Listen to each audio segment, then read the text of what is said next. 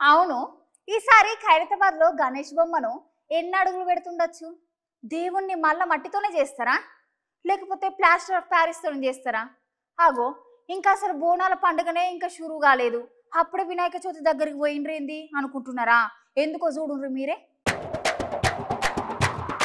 వక్రతుండ మహాకాయ కోటి సూర్య సమప్రభ నిర్విఘ్నం కురు మే దేవా సర్వకార్యషు సర్వదా.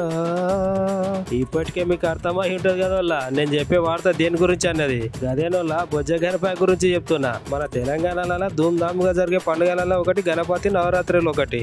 దేశంలో ఉన్న బడ గణేష్లలో మన హైదరాబాద్ లో ఉండే ఖైరతాబాద్ గణేష్ అయితే చాలా ఫేమస్ వల్ల. ఢిల్లీ నుంచి గల్లీ దాకా ఈ ఖైరతాబాద్ గణేశుడు అంటే తెలియని వాళ్ళు ఎవరు ఉండరు పో. అట్లుంటది మన ఖైరతాబాద్ గణేష్ అంటే. ఈ గణేష్ మహారాజు ప్రపంచంలోనే గణేష్లు అందరికంటే పెద్ద గణేష్ కి పేరు తెచ్చుకున్నాడు. దేశంలోకి వెళ్ళి ఎక్కడెక్కడి నుంచి ఈ గణేష్ మహారాజును చూసేందుకు జనాలందరూ పెద్ద పెద్ద లైన్లు కడతారు.